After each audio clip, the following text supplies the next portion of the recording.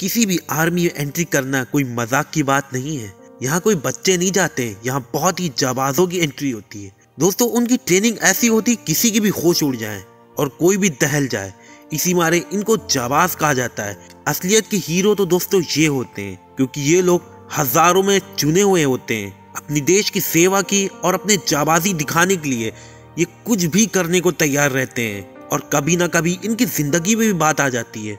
दोस्तों तो आज हम आपको दुनिया की सबसे खतरनाक आर्मी ट्रेनिंग के बारे में बताएंगे कि दुनिया में कौन ऐसे देश हैं जहाँ पे इतनी खतरनाक ट्रेनिंग होती है कि आपका दिल दहल जाएगा अगर आप ये देखेंगे। चलिए हम लोग शुरू करते हैं।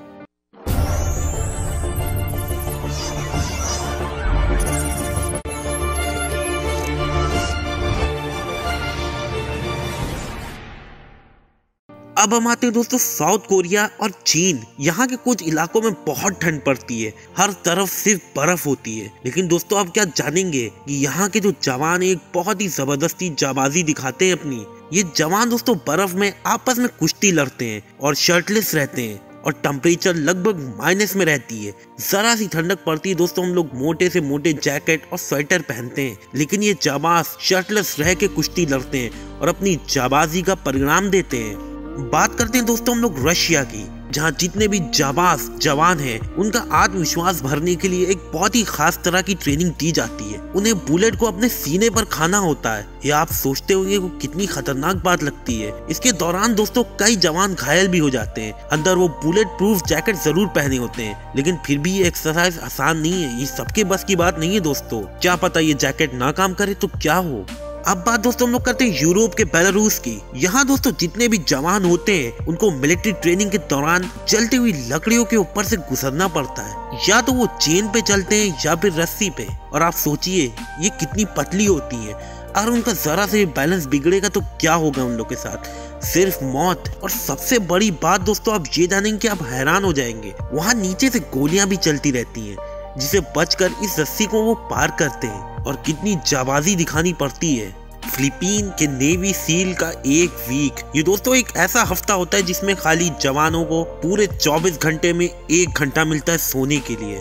और इसी पूरे हफ्ते में इन जवानों को लगातार कठिन से कठिन ट्रेनिंग करनी पड़ती है। इसमें जैसे वो टारगेट शूटिंग, कई मीलों तक दौड़ना और स्विमिंग करना, इतने खतरनाक टास्क होते हैं। और सिर्फ नींद पूरे 24 घंटे में 1 घंटा, ये कोई आम इंसान की बात नहीं है। अब बात करते हैं दोस्तों मार्कोस की।